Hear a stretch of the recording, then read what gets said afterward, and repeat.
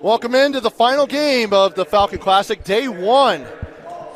This one features the Copper Hills Grizzlies, presented by Jiffy Lube on the Rewind Sports Network. They will take on the Crimson Cliffs Mustangs alongside Trevor Allen, along with Ben Lindquist, Oregon Duck legend and Crimson Cliffs native, and also general manager of the Fan Sports Network, a proud partner of KSLSports.com. And Ben, we've got a good one here tonight to end the Falcon Classic. Yeah, Trevor, thanks for having me. I'm really excited. You and I both love high school athletics, and basketball is one of my favorites, so I'm excited to be here. Should be a great matchup tonight. So tonight features Copper Hills. They've had a few days off. Meanwhile, Crimson Cliffs started last night, started region play. Yeah, a little bit of a strange thing. I think we saw this last year where they condensed the high school season, but Crimson will play 4 straight games this week, and then they'll play 2 next week, so they're going to play 6 games in 10 days. Hey, as a hooper, that is your dream. No, that's the best thing. No practice, just go out and hoop. Yeah, it's kind of like the NBA schedule, it seems like. But we'll go ahead and go through the starting lineups first for the designated road team, which is the Crimson Cliffs Mustangs. They'll go number 1, senior Sands Reed. Number 3, senior Will Hokinson. Number 22, senior, that's Britton Phillips. Number 24, McKay Lindquist, a senior, and a senior, number 31, Travis Murdoch. The head coach is Scott Murdoch in his 3rd season. He has 33 wins and 22 losses in his career. And then for Copper Hills, they'll go this way. Number 2, Isaiah Reiser, senior. Number 5, Joe Herrera, who's also a senior. Number 10, senior Daniel Johnson. Number 13, senior Logan Batt. And number 31, Jacob Curtis, a senior. So the one matchup I'm looking forward to is the guy who has your last name, McKay Lindquist, against Isaiah Reiser. Going to be a really interesting matchup. Reiser's kind of their do-everything. He's the leading scorer in Copper Hills high school basketball history.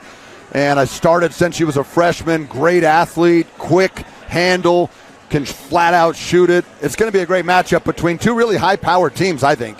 Yeah, you've got Crimson Cliffs, who was picked to finish 3rd in the Region 9 preseason coaches poll put out by the Deseret News.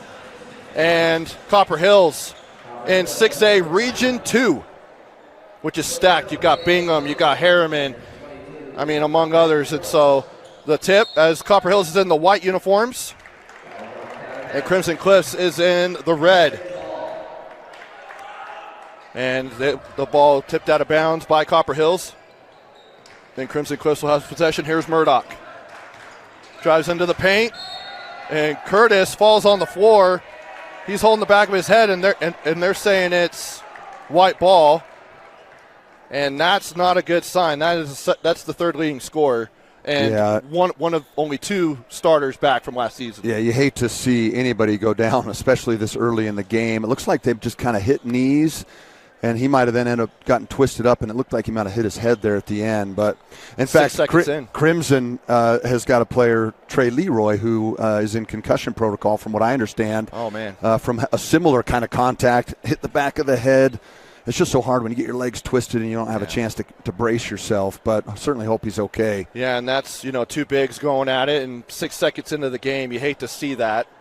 Hopefully he's okay, but, in the early going, Ben, Crimson tested early, played Wasatch at home. I think it was in that Coach Walker Classic. Yeah, it was down there in a tournament. It was actually at Crimson, that game. And they've been a little bit up and down. They got 2-1 right out of the gate, and then they went up to Logan for a big tournament up there and kind of struggled. They won their first game.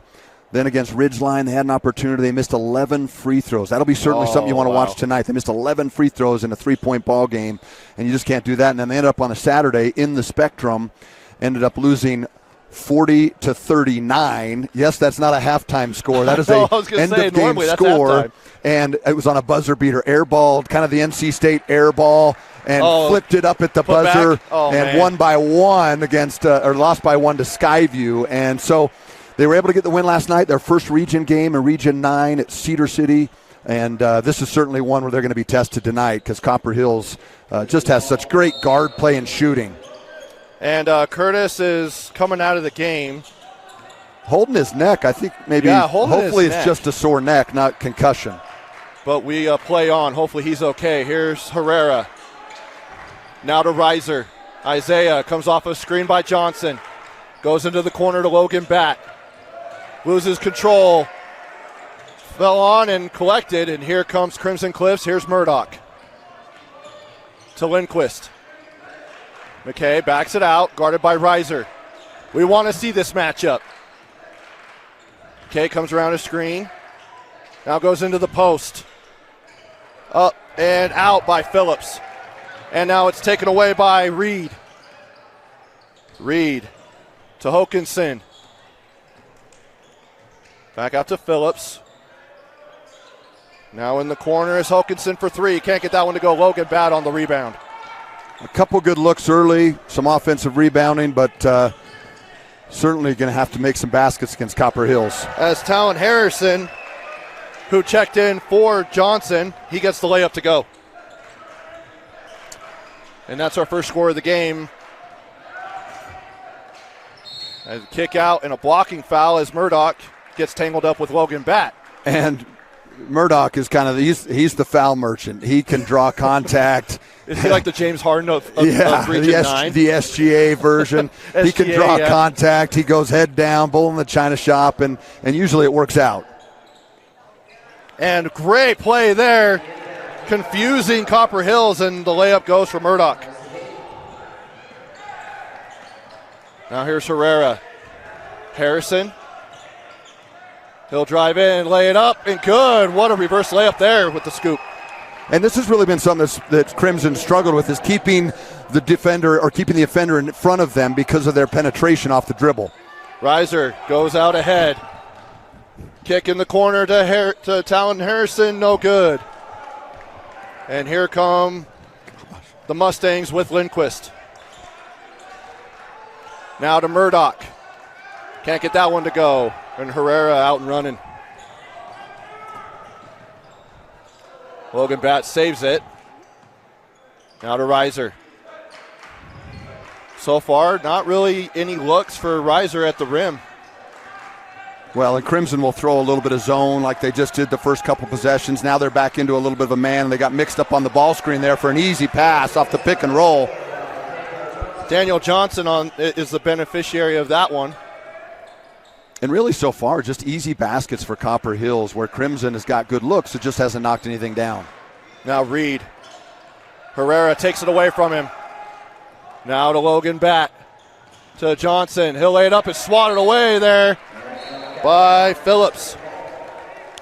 Britton Phillips played on the Crimson football team as well. A great athlete. He was a receiver, has some looks there. And they only had him back for about 3 days of practice before the season started. Yeah, making a deep playoff run. Yeah. Was the Mustangs in football, as they do every year, as Jacob Curtis to Reiser.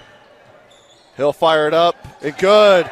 He looked like he had maybe some contact. I mean, to me, it didn't look like it from our angle, but a great shot. You just see how good he is off the ball screen and off the dribble with the shot as Lindquist goes in, misses a little bit of a chipper there. Curtis throws it ahead, but great defense there by Phillips. Now Lindquist wide open, don't want to leave him open. But Murdoch tips it up and in. Great awareness there by Travis. And just we're just running out. This is like the All-Star game right now. It feels a little like an All-Star game there. You hate to see fast break transition on a made basket if you're a head coach. Yeah, we'll go ahead and keep it right here. 4:35 to go here in the first quarter. 10-4, Copper Hills with the lead. I mean, as you said, Crimson Cliffs is getting good looks, just not able to knock them down. They've had a couple of bunnies, really, but Copper Hills is out and running. Yeah, other than the riser jumper down here for Copper Hills, they've got everything at the rim, those easy layups. And again, as a head coach of any sport, you're sitting there going, just keep the guy in front of you guys. Come on, we can't give layups all night. And so the winner of this game will play tomorrow at 6:30 against Skyridge. The loser will play at 4:50 against Mountain View. Now, normally you would look at it and be like, okay, a 6A Copper Hills against a 6A, but don't discredit a 4A team, especially from Region 9. Yeah, no, absolutely. And I think that's more just geography as opposed to school size. A lot of bigger, schools up here, but down south, that's just too far to travel if you were to put them all together. Reed for three. No good. Offensive rebound by Murdoch, and he's got all the points here And already you can see the offensive rebounding for Crimson's been a little bit of a factor there. Reiser, he'll stop and pop deep too, but that's an air ball. You don't see that very often from a kid like No, Isaiah everything Reiser. looked good. His release, his move, his load, he got the space he needed. And now Eli Mulford will come in, who's number 12.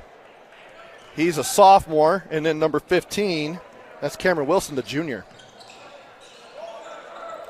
Lindquist looking for it in the post. Now they go to Phillips in the corner. Now to Reed. He'll drive. Kick out. Phillips for three. Too strong on that one, and Mulford on the board. And really, you've seen early three-point looks where Copper Hills hasn't shot a single one. They've been so effective inside, and I think for Crimson to stay in the game, they're going to have to do the same thing, get those inside looks. And that's 2 air balls in a row, but from 2 different players is Logan Batt.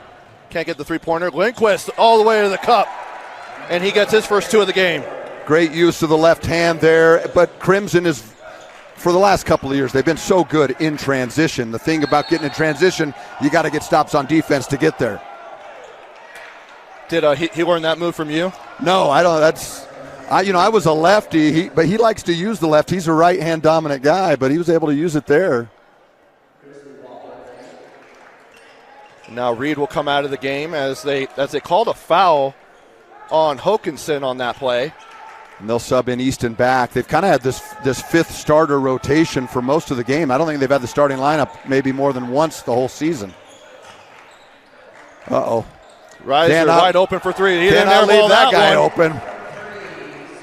That's like a layup for him. You know, you get him wide open with that much space, and it might as well just go the other way and put 3 points up there. And that's a Ken Garf Honda downtown three-pointer by Isaiah Reiser. The first one of the night. And a foul. And that's the thing, too, with the shooter. You know, you let a guy like that, he had the air ball, but you let him see it go in a couple of times, and you just worry about what happens next. A reminder that Copper Hills Basketball on the Rewind Sports Network is brought to you by Jiffy Lube. Now here's Murdoch on short corner. Phillips again for three. Can't get that one to go. It seems like whenever it's a three-pointer, the lid is shut. Yeah. But whenever it's offensive boards, it's wide open. Yeah, they've been doing a good job on the offensive boards, but, you just want to settle in. Like, you notice the difference down here on that shot there. It was just wide open in rhythm. It feels like Crimson's just trying to make it go in instead of shooting it in. And a steal here by, that was Cameron Wilson. Couldn't get that one to go, and Lindquist, he'll float it up off the glass and in. Back-to-back buckets for McKay Lindquist. And kind of a 4-point swing there, Trev. I mean, an easy layup, and then they come down, they get a bucket there, and maybe a turnover here as Reiser's able to save him and get him out of that. Such a nose for the ball as Reiser pulls up at the foul line. And now there's looks a like foul they're going to call on it Copper down Hills. low, yeah. It looks like a loose ball foul. I believe it's on number 20. Maybe on That's Logan number Batt 21. there. No, that's Lucas Laranda, who just checked in. He picks up the personal. So a 3-point lead now.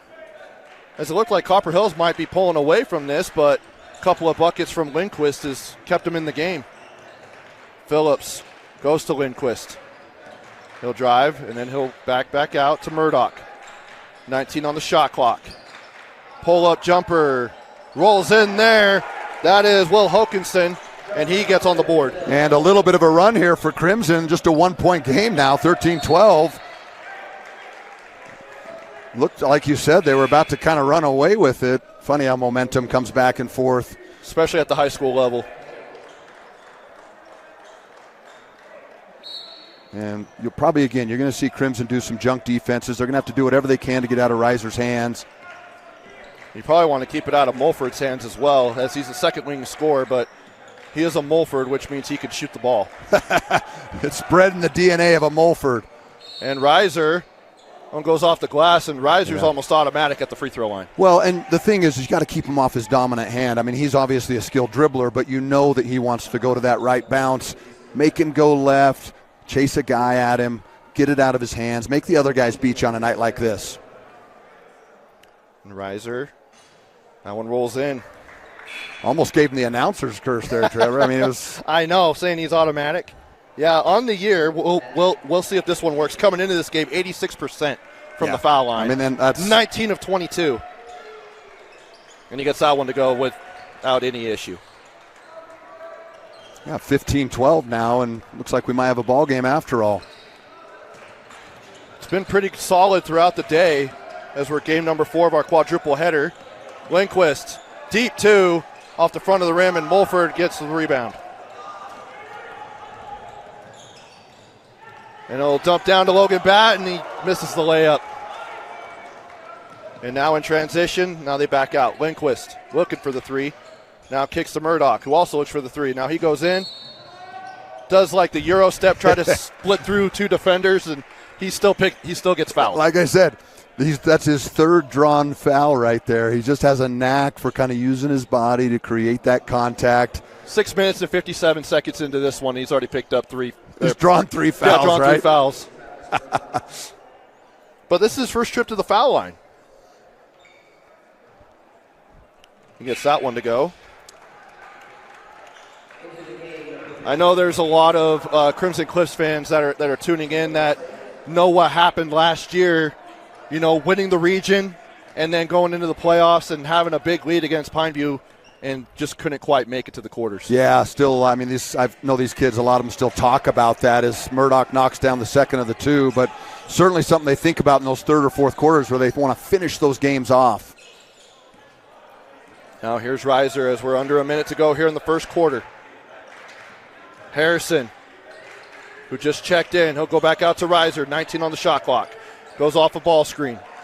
Goes into the paint. He'll throw it up. Lindquist gets the rebound.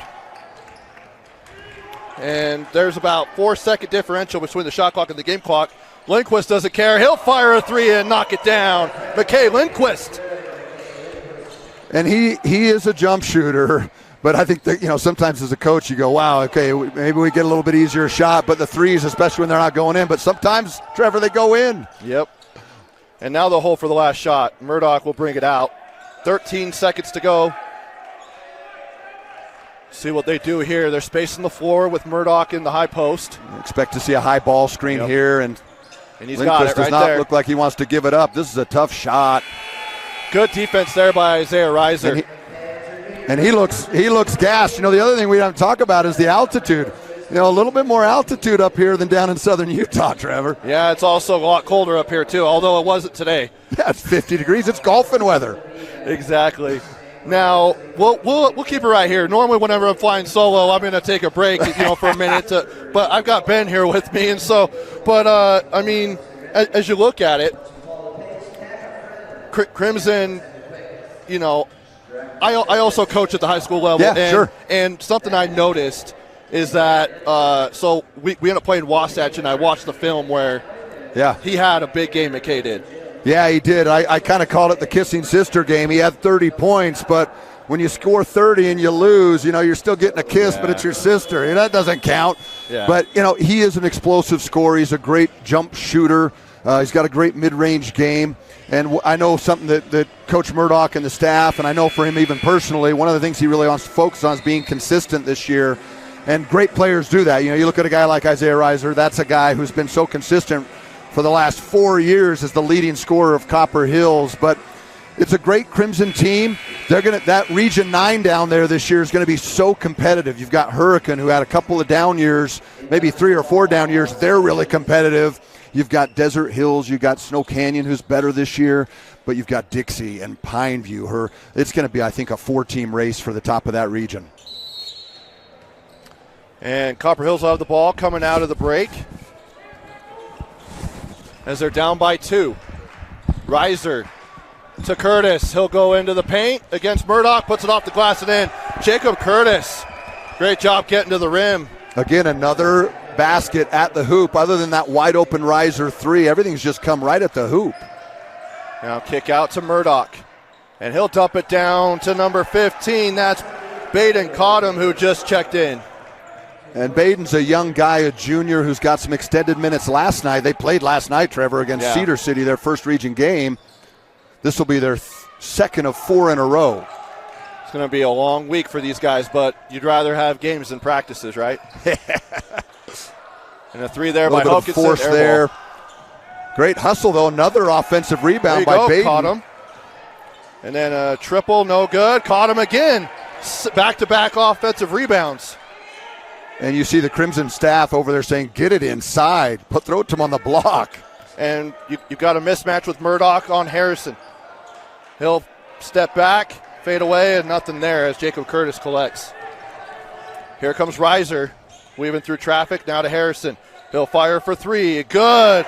Talon Harrison with another Ken Garf Honda downtown three. It's funny how often it happens when you see a bad shot and then it comes down and a team makes a three or a big play. You always talk about getting A or B shots. You don't want to get C's. You don't want to get D's.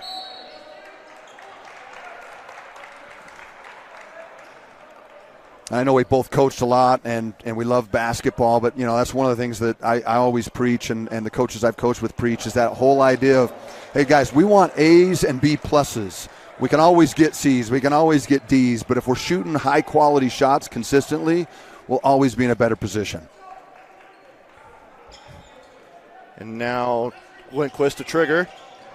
Good pass down low to Phillips, who's back into the game, but taken away by Curtis. Good defense there by the big man. Now here's Reiser.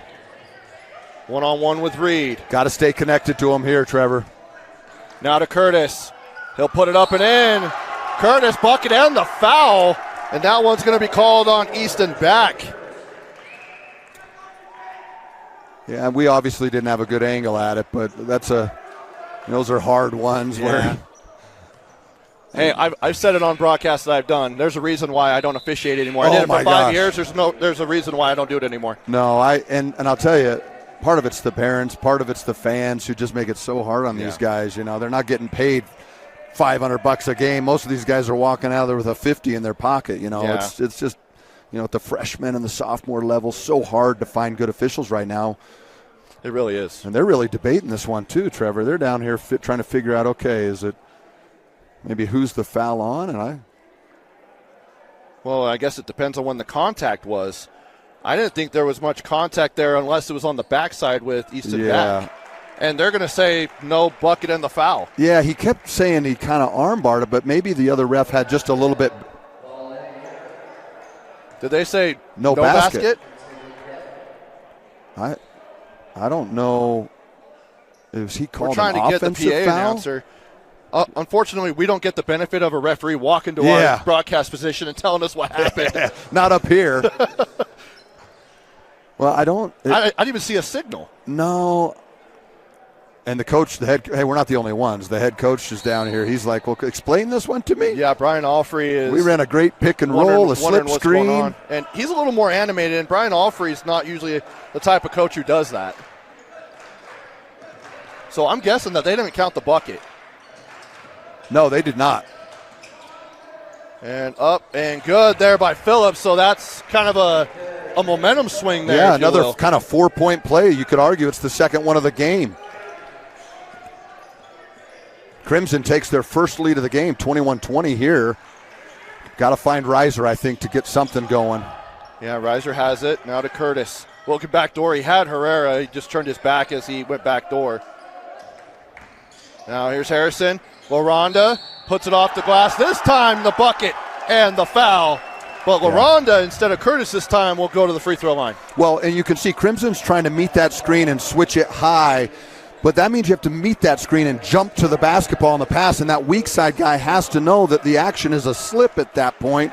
And they've got that now 3 times. This time it's going to cost him for a potential 3-point play. And he does convert that one. And now Copper Hill's back on top, 23-21. Here in the second quarter, the 4th game of the Falcon Classic. And now Phillips for 3. This one, he'll get it to go. He actually led Region 9 last year in 3-point field goal percentage. When he squares his shoulders and lets it go, he's a great shooter. It's more when he tries to come off moving side to side that he struggles from the line.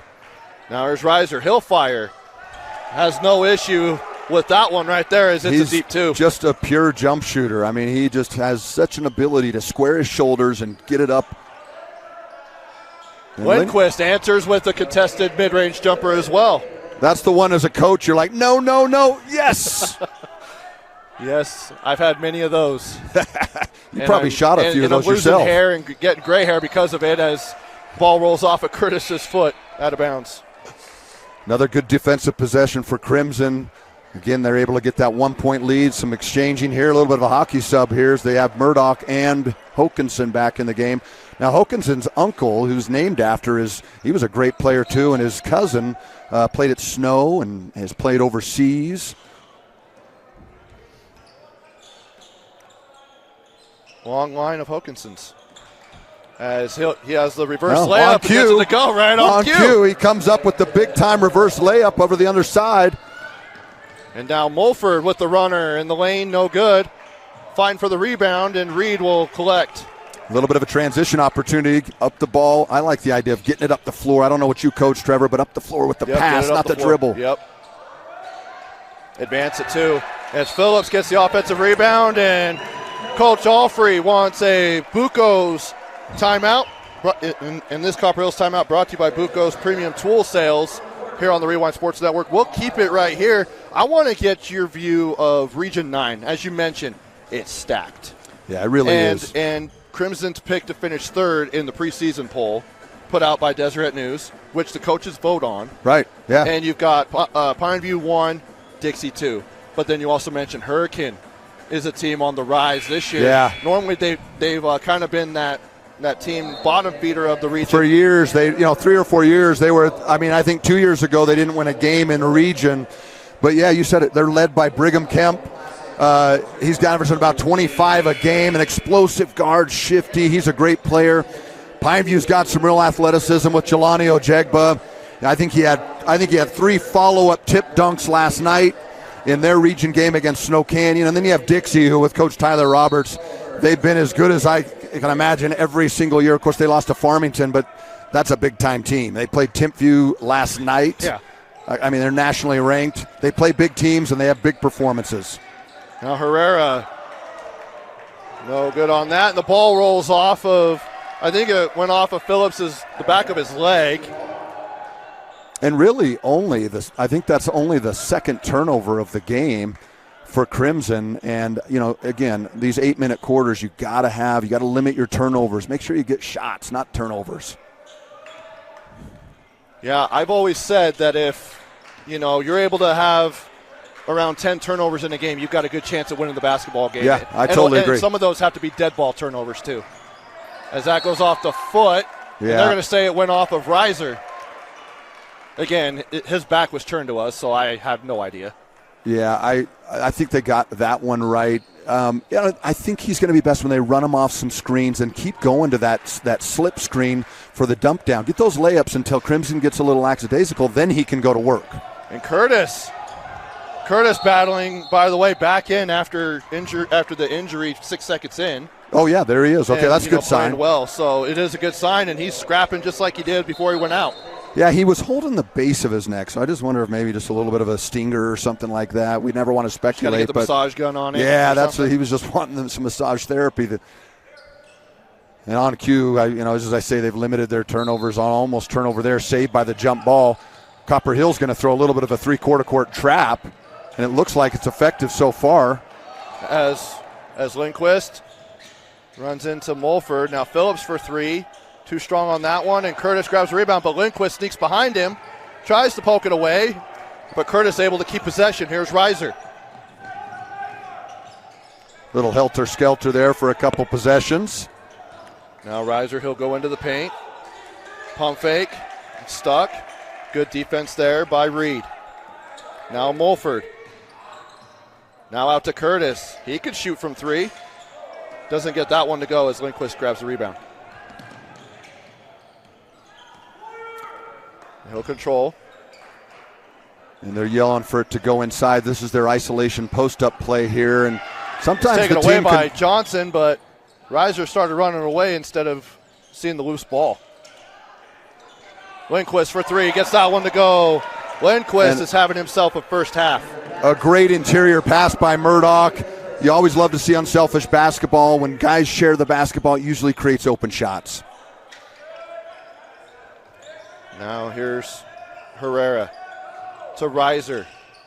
Mulford, he was looking for that 3-pointer right away. Curtis to Reiser again. This time he'll fire. Now one short, and Murdoch collects. And you just see how good of a release he has. Crimson so far has done a pretty good job on him, though.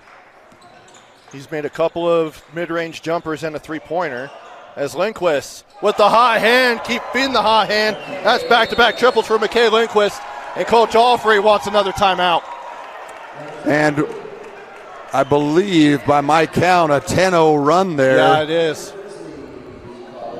And a lot of them coming from the kid who shares your last name. Yeah, no relation, of course, but great shots there. And that's the thing. We know this about momentum in basketball. When you get a little bit hot, you get that little heat check shot in there, and that one looked like he just flung it, didn't even pick up the rim until he was releasing it. But, that's the great thing about momentum. I expect Copper Hills to come back in here, get an isolation play of some kind for Reiser, try and get something going to the hoop, quell this run, and get back in the ball game.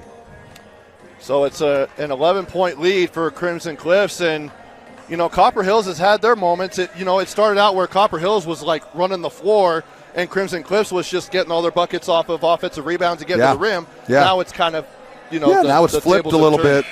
And I expect them. I would be really surprised if we didn't see a scripted play here, something with Reiser either going to the hoop, or maybe they have Mulford run it and Reiser comes off some kind of double screen action. But I think you're going to see them try and go, okay, guys, let's settle down. Let's go to one of our hitters. Let's get an easy basket.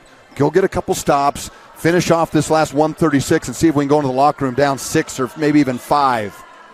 And that timeout by Copper Hills brought to you by Buco's Premium Tool Sales. Oh, you got me wanting to go buy some tools. Definitely. And we thank them for their sponsorship. And so notice this. They've got Herrera there, and they're going to run him off a double screen. You love it when you're right, and good look. I mean, you couldn't ask for a better look coming out of a timeout. Hokinson to Lindquist. Of course he's going to fire, and that looked good from here. And that was the heat check. And now he's going inside. That's a smart move. Yeah, I like the jump stop there. You and I think we're old school. We like the old principle of a jump stop. But these kids love the floater, Trevor. And a travel there by Talon Harrison. And coming in for Copper Hills is Gage Lintz, the junior, for Herrera, as we hit 61 seconds left in the first half. Expect to see Crimson get some good quality possessions right here. They're going to work the clock a little bit, protect this lead, get something inside. My guess is to Murdoch for that isolation post up here. Now here's Lindquist. Inside to Murdoch. Travis, guarded by Logan Batt, tries to take a charge, but Murdoch just finishes through it. And that's Murdoch's first bucket of the quarter. As up and in is number 15, Cameron Wilson. Great move by Wilson, going to that strong hand, using the glass. You love to see that. Expect Crimson here to get the last possession here with just 20 seconds left. Shot clock turned off. Hokinson to Murdoch, to Lindquist, guarded by Batt. He'll drive in. He'll float it up off the glass and in, and McKay Murdoch continues to have an impressive first half. It's Reiser with 2 seconds in the corner to Batt. Talon Harrison probably shouldn't have passed that last one. It goes in, but they're saying going to say no good. And I think it was just so close, but I just think the ref had it right on that one, unfortunately, for Copper Hills. He should have probably fired it a little bit quicker, had a little quick trigger on that. But at the half, Crimson Cliffs, a big second quarter with a 40-27 lead. 14-2 run to finish the second quarter. I mean, if you're head coach at Crimson, you love that. If you're Copper Hills, you're sitting here going, okay, we got to correct a few things and come out and hit them in the mouth in the third quarter. All right, we'll go ahead and take a break. We'll come back in just a bit with the start of the second half. You're watching the Falcon Classic on KSLSports.com. Welcome back. As we get started here, just wanted to remind you that Copper Hills basketball on the Rewind Sports Network is brought to you by Jiffy Lube. We're here at the Falcon Classic, which is proudly sponsored by Jillian Plew Insurance Group. For the third year in a row, Jillian is a local insurance agent that protects her community with home, auto, and life insurance. We appreciate her continued commitment to our athletes and families. Be sure to show her our gratitude by following her on social media at Jillian Plew on Facebook and Instagram. And also, every high school sports game on KSLSports.com is brought to you by Tab Bank, home of the Tab Spend Rewards checking account with 3.5% annual percentage yield on your account balance and 1% cash back on eligible purchases. It's a big deal. Member FDIC, as Ben, we're about to get going here in the second half. Trevor Allen alongside Ben Lindquist. He's the general manager of the Fan Sports Network, former Oregon Duck, joining us here. But as you know, the Fan Sports Network is a proud partner of KSLSports.com as we team up for coverage across the state. Now, Ben, big half and really a big second quarter for Crimson. Scored 23 points and holding Copper Hills to 12. Yeah, exploding for a 14-2 run to close out that second quarter. It's always interesting to see as we see Copper Hills will get the ball here in the second half. Can they sustain that, or can Copper Hills go on a quick run and get this into an 8 or 7 point ball game? Now Isaiah Reiser, who had 9 points in the first half, has the ball now to Curtis on the block, guarded by Reed. Spin, left, blocked by Travis Murdoch, but collected. Here's Talon Harrison for three, and no good. Now Reed gets the rebound. Now here's Lindquist, who had 17 points in that opening half. Goes backdoor to Hokinson on the backdoor. Well, and a little bit of a reversal as Copper Hills comes out shooting the three, and then Crimson goes down and gets the easy layup. Kind of how Copper Hills started the game tonight. Now here's Herrera. Reiser. Now to Curtis. He kind of rolled his ankle right there. Kids had a tough go in this one. Now to Harrison. And it's on the ground. Murdoch has it. Now it's loose. And they call a jump ball. Alternating possession will go to Crimson Cliffs. Big hustle play by Murdoch. He loves to jump on the floor. Sometimes we watch him and he likes to just dive on the floor. But a great hustle there to get the tie up. And Copper Hill's going to come out in a full court press as they've got to do something here to get a little more in this game. Yeah, they're going to it looks to be effective so far. And Herrera takes it away, tries to go backdoor, but read by Murdoch. And now here's Lindquist. He had the hot hand with 10 points in the second quarter. Passes up a shot there. I thought he might want to see if he's still cooking in the second half. Now to Murdoch. On the angle to Hokinson. And a foul. I'm curious, Trevor, what your thoughts are on the 5 fouls in a quarter and the double bonus automatic. I actually like it. I do. I like it too. I think it's good. I think it actually keeps a nice pace to the game. I think it's a big emphasis on great defense as well. It also, for a while, when it was 7 or 6 fouls, in a half, it seemed like it took a long time to get to that point. Yeah, I totally agree. And I love the double bonus, actually. Obviously really physical as Lindquist does pick up where he left off.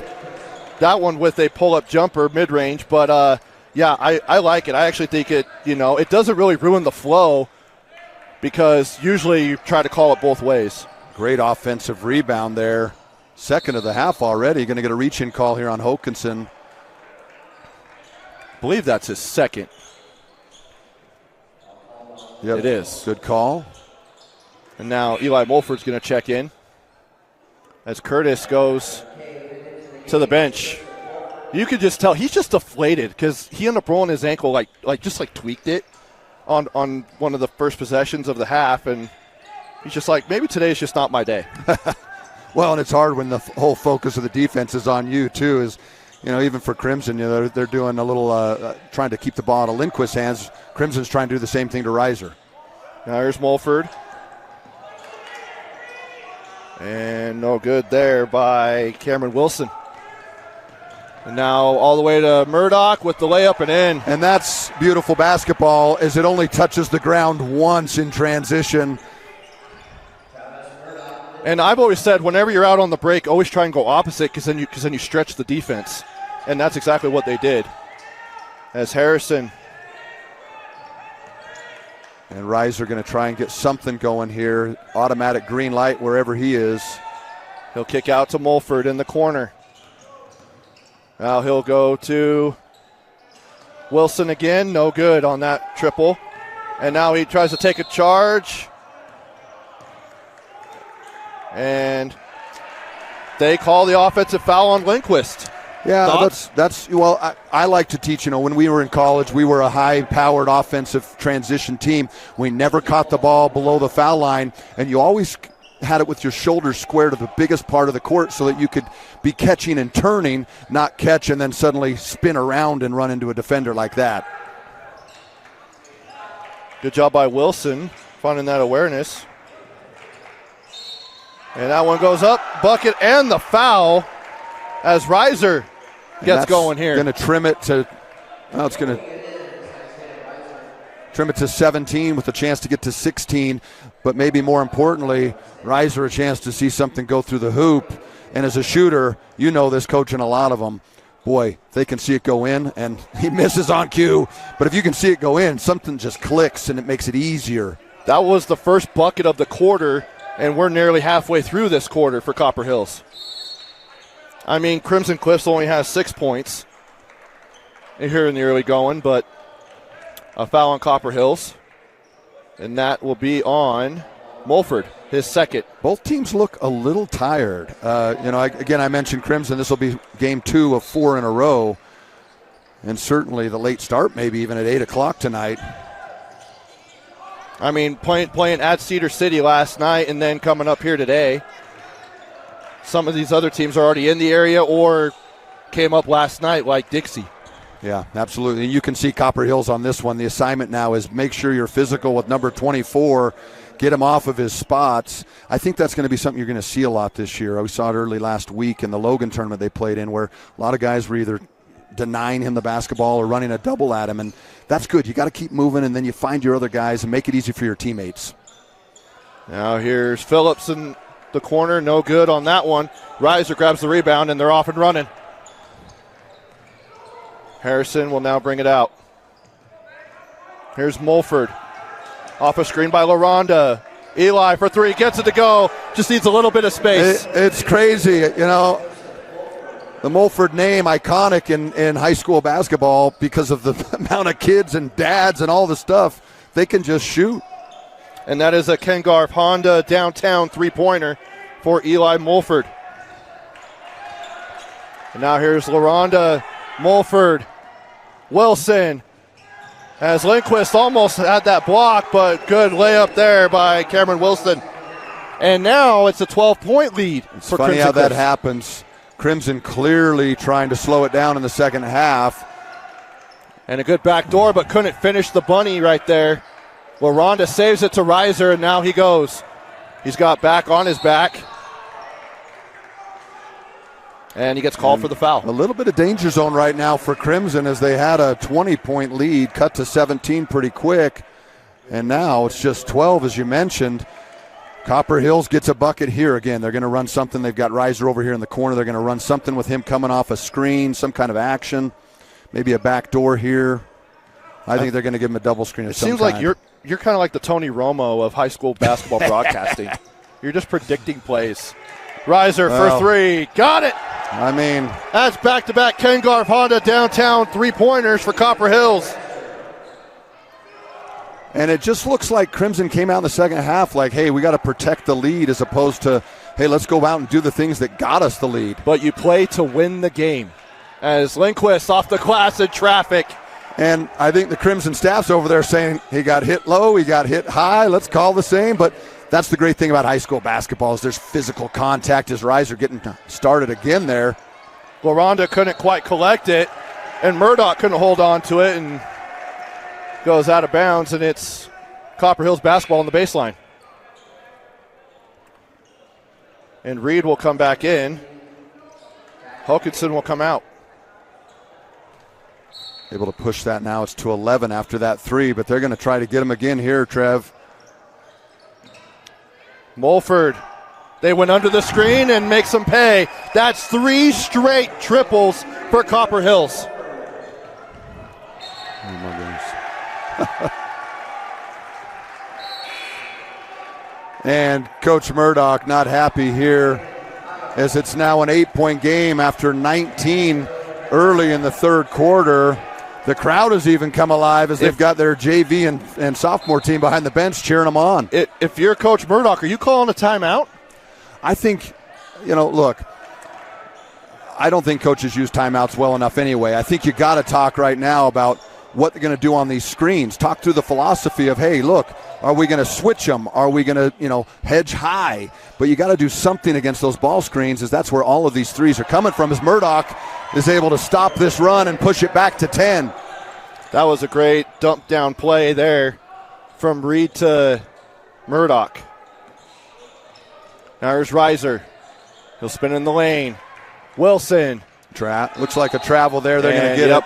But on those guard-to-guard screens, he just moved his pivot. Just dragged that pivot a little bit. On those guard-to-guard screens, you have to have that's got to be a talk in the locker room. That's got to be a talk on the floor. If your guy's setting the screen, you got to tell them what you're doing. Both of those threes came off of confusion of who had who on the screen. Now here's Reed as they bring on a full-court press. They've got three in the backcourt. Lindquist's little spin move in the air as he passes it. Now here's Cottom, who's come in and off the bench to provide some energy with offensive rebounds. And now taken away by Herrera. Just Lindquist with him. And he fouls him as Herrera gets to the hoop, bucket and the foul. And I think this is, you asked about a timeout. With a minute 24, I think you just call one and say, guys, take a drink, catch your breath. This pace, I think, plays more into Copper Hill's hands. But just catch your breath. Here's what we're doing on screens. Let's make sure we don't give them any offensive rebounds and settle in. But right now, Copper Hills has caught fire and is the aggressor so far in the third quarter. It took them over 3 minutes to score a bucket in the third quarter. They're now within 8 points. Yeah, they've been kind of shot out of a cannon here the last 4 minutes. Due to three three-pointers from Reiser and Mulford. See, and I like, if you're being denied the ball like Lindquist is right now, go be the screener, right? That a decoy, if you will. Yeah. Well, go set your guys up because you know your guy's not going to leave you, so he can't help on the screen action. And this is where, we talked about the foul shots. This is what I love about it is, with a minute left, if they had 4 and 5 fouls, you'd just see hacks and you'd see some lazy defense. But now the aggressive team wins because whoever gets a foul next, they're going to the foul line for 2 shots. Yeah. I've always never really been a fan of the 1-and-1 anyway. Lindquist, he got space on that one, couldn't get it to go. And Gage Lentz, who's in the ball game, brings it up. Lindquist takes it away. 2-on-1 to Murdoch. He'll put it up. He's fouled, but a little strong on that layup. And he wished he had that one back. Yeah, and almost a great chance for a give and go, too. But Murdoch's solid from the three-point line. Expect him to knock down both of these. And I like this substitution right here. 44 seconds. You're probably going to sub Lindquist out. He looks exhausted. He's had to, try and evade those face guards. Give him a sit, maybe get him actually 2 to 3 minutes of real-time sit-down. And great knockdown there by Murdoch, 51-42. And if Copper Hills, if they can get a 3 or a 2 here and get this 8 into the fourth quarter, that's a great position. Yeah, it is. Because it was not looking good after being outscored 23-12 in that second quarter, led by Lindquist. And I like this substitution here. Big Al had a great game last night at Cedar last night, 8 points in that game. He's a big body, young guy. Give Murdoch a breather. But this is where you got to be smart with Reiser. Reiser, he'll pull up for 3. Too strong on that one, but Herrera grabs the offensive rebound. Now they go to Mulford, and the shot clock's turned off. So they'll hold for the last shot.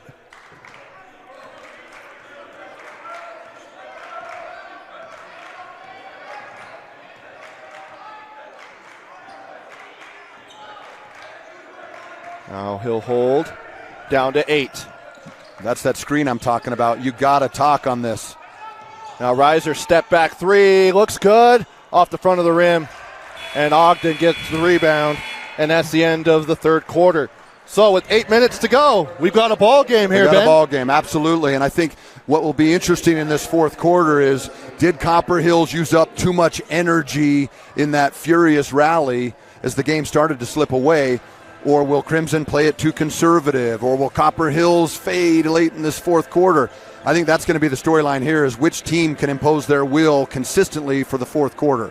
So if you're Coach Murdoch, what is your message going into this quarter as he's sitting down to the bench, and then obviously Coach Brian Alfrey as well? I think it's a lot of, okay, guys, on those guard-to-guard ball screens, it's got to be a hard switch.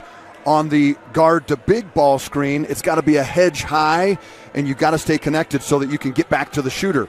On defense, that's on defense. On offense, it's going to be, let's move the ball, but we don't want to slow it down to the point that we're getting late in the shot clock and just forcing up shots or putting ourselves in a tough spot.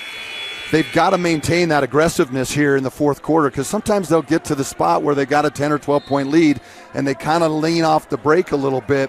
I think you keep playing your style of basketball and just make sure that you're shooting A's and B pluses, worst case scenario. And then obviously Copper Hills was able to come back and have a really good quarter. What are you telling this squad? Yeah, absolutely. I think you're going to want to get Mulford another 3 or so. And then you got to be able to keep rebounding offensively. They did a great job. They gave themselves some second chance opportunities. But Reiser, he's just a guy, and great shooters do this. They can be stuck at 11 or 12 points, and then they just catch fire, and suddenly as they run them off a double screen, just like that. Oh, and sometimes it's also just not your night, as he's had good looks off some of this double action they've run for him, but still, a guy like that, he can hit 2 or 3 in a row without even blinking. Murdoch back in the ball game. Lindquist, now he goes to the scorer's table, as I was just about to mention that he's on the bench. Now back for 3. No good. Reiser on the board. See, and I like just go inside. You have a little bit of a size and skill advantage with Britton and Murdoch. As Reiser, another shot here. Boy, and I don't know, legs maybe. The shot looks just a little forced, and sometimes that happens when you're not knocking them down. They last played on Monday against West Jordan. They weren't just coming in today from a long bus ride. Yeah, that's fair. From St. George. That's fair. That is the thing, though. A guy is expected to do a lot. Ball's in his hands for the majority of the game. He has to shoot 20 to 22 shots a game for this Copper Hills team. And Reiser comes out of the ball game, which you don't really see very often. Lindquist guarded by Harrison. Now they go to Murdoch on the block, guarded by Curtis. There's a handoff, and Phillips nearly had it, but now there's a foul. Okay. Yeah, they're going to get him on the shove there. And they're going to call that. See, this is what I love, that early foul in the fourth quarter. Just a basketball guy, he's watching going, okay, are they going to continue to be aggressive and see if they can get him to 3 fouls with about 5 minutes to go? Because then the pressure's on the other team. Had a guy there on that screen. Now he goes into the paint on the other end and gets it to go this time. And I think they have an advantage inside, especially with Britton Phillips with his height and athleticism. Mulford answers with a triple. That's his third of the half. Yeah. And that's a Ken Garf Honda downtown three-pointer. And really from downtown, but as a coach, that's got to just so frustrating because you got to stop basketball. That's rule number 1. Well, and also you can already identify the shooters. As a coach, you tell them, you've got to identify the shooters, but don't give them open looks, because then they get comfortable, and then when they bang 1, 2, 3, and then they're still open, that has to drive a coach nuts. He's made 3 now. In his mind as a shooter, he's going, okay, if I get just an inch, I'm letting it fly. Yeah. Well, and he's also, type of shooter where he could go 0 for 7 and still think, I'm going to hit the 8th one. Yeah, and I think Reiser's the same way. Yeah. That's the thing with those types of guys. They don't remember the last make or the last miss ever. Yeah. Which you love to have those type of players on your team. As Mulford goes into the paint. Now Herrera kicks it back out to Mulford. He'll set for 3. In and out on that one. And a battle for a rebound, loose ball. Good box out, actually, there. And LaRonda, a big body there. He just tried to jump up and just got caught. Someone who I've noticed hasn't really been in the game that much in this second half is Logan Batt for Copper Hills. He's a star wide receiver for Copper Hills, a physical guy. And he hasn't really been used in this second half by Coach Alfrey. And sometimes you just like to mix it up and maybe you throw him in there, see if he can create something defensively. Now a three. For back, no good. Herrera, 2-on-1. Now they make it 2-on-2. Mulford, he'll go into the paint, lay it up and in. Bucket and the foul. Whistle came in maybe a skosh late, but Eli Mulford's going to go to the foul line for a chance of the three-point play. And a chance for 12 in the second half here. 3 out the actual three-point line as Reiser comes back in, and another from the and one opportunity here. Well, you knew Reiser wasn't going to sit that long. Yeah, and look, I think he's probably saying, hey, catch your breath, take a drink. We're going to put you in at 5.5. We need you to make 12 points the rest of the way. Get us back in the game, son. And now it's a 6-point lead. And again, what was nearly a 20-point lead. Yeah, 19, and now Crimson is going to go to this kind of this weave offense. Hokanson to Reed. And you can see the face guard on Lindquist there, creates opportunities. Dumped down and a block by Johnson, but they're going to say a foul. Maybe it might have been with the body. I don't know. Told you, the free throw, he's the foul merchant, like SGA. He just makes you, somehow you do things you don't want to do. Does he have conversations with officials before the game or something? Well, if he does, and I know the opposing coaches do, like, hey, look, like, we're not trying to foul him. But he's good with his low body, and he can kind of put you in a compromising position. Yeah, for a big guy, not bad. He hits the first free throw. I have him down for 6 points in that third quarter. Yeah, and this will be important to watch is can Crimson continue to make these timely baskets when Copper Hills gets a little bit of momentum? Well, and you're also saying that they have a hard time at the foul line, and so far they've been doing pretty well at the charity stripe. Yeah, I don't know if they've had to put in some extra work, but again, I said up at Ridgeline they missed 11 free throws in a three-point ball game. Reiser. He'll fade back and gets that easy bucket to go. I think this is what you can see there is they're spreading him out, and they're just going to let him create a little bit. Now back to a 6-point lead. 2-possession game as we near the halfway point of the fourth quarter. Murdoch to Reed. Back out to Murdoch. Now to Lindquist. Guarded by Harrison again. He's going to drive. He'll put it up in traffic. He's fouled and nearly got the bucket. But Lindquist is going to go to the foul line. Important free throws here, 6-point ball game, just under 5 in the fourth quarter. Can he knock these down, put it to 8?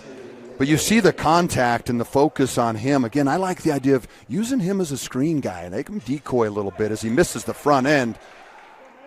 Well, you can't miss free throws. They're free, Trevor.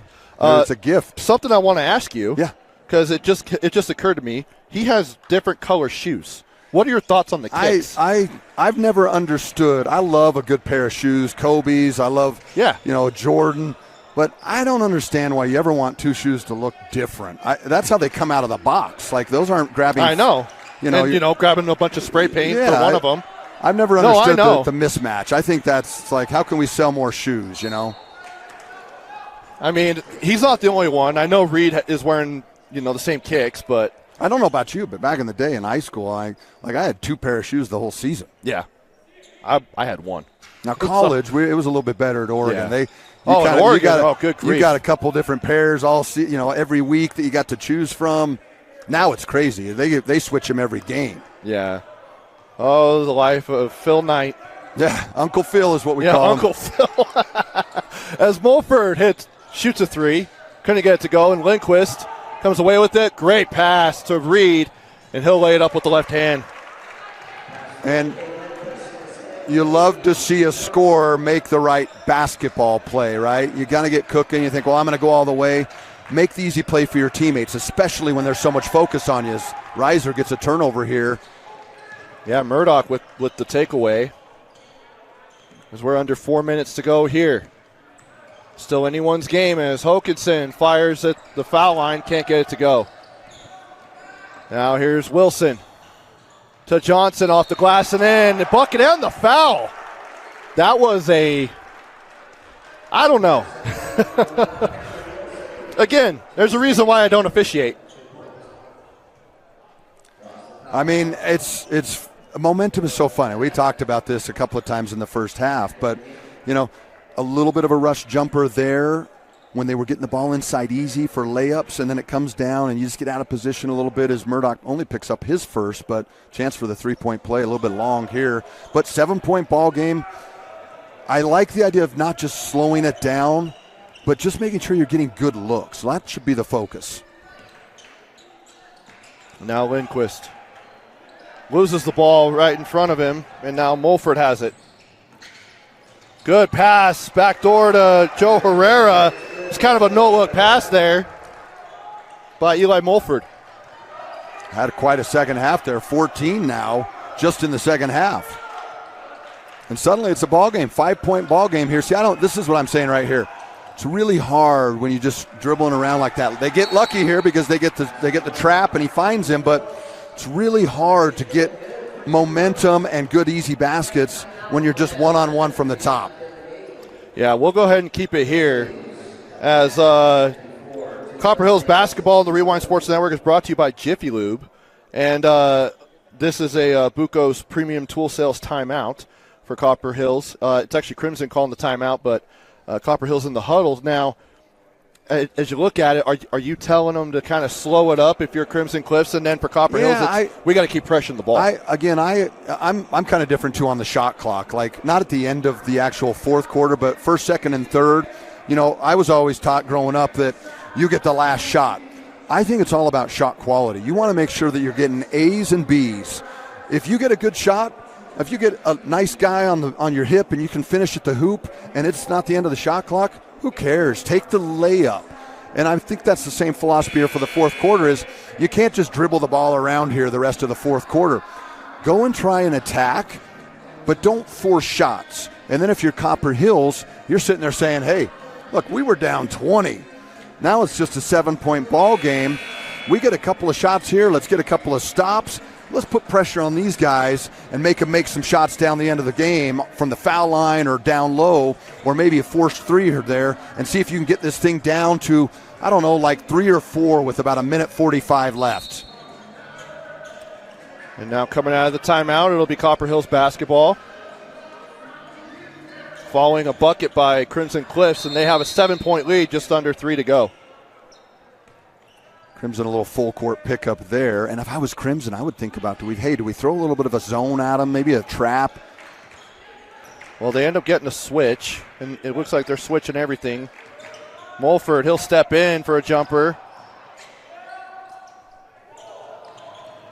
And they're going to say a flop warning on Eli Mulford, but they're not blowing the play dead. Really?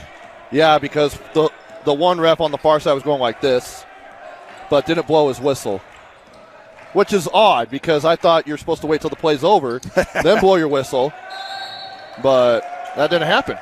Yeah, I didn't even catch that. I was watching the guy down the floor here. He was running past the scores table and was going like saying, this. Hey, flop, yeah.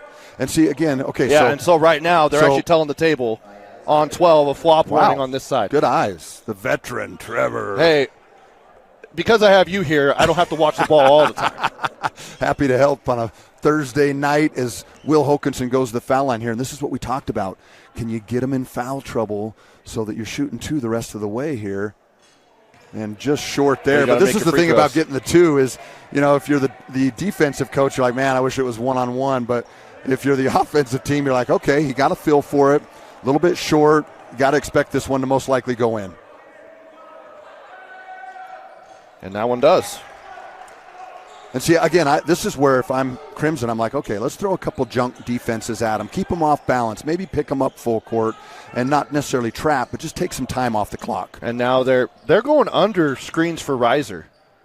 I'm kind of blown away by that as Reiser, that one just rolls out. It hits every part of the rim, but it doesn't drop as Murdoch goes one-on-one with Mulford. Big man against a sophomore guard, and he pulls it out. And I would just make sure you have double bonus. Everything has got to be hard. And there you got to. I mean, that to me is actually a good foul because probably had a layup. Yeah, probably a layup, and now you're going to make him earn it at the foul line. But also, I don't understand how he ends up on him. Exactly. That's my whole thing. Murdoch most likely going to win that one. as Mulford picks up his third, but maybe more importantly, a free trip to the line. Looked a little short, but the 5-2 disparity right now certainly helping Crimson as they can be the aggressor the rest of the way. And again, this is where I just tell them, look, catch it with two hands. It's kind of like when you're under a minute with the ball. The only thing that can hurt you is a fumble in football. You're catching that, you're holding it with two hands on the run. This time, same thing. Make sure that you get fouled, you don't lose it.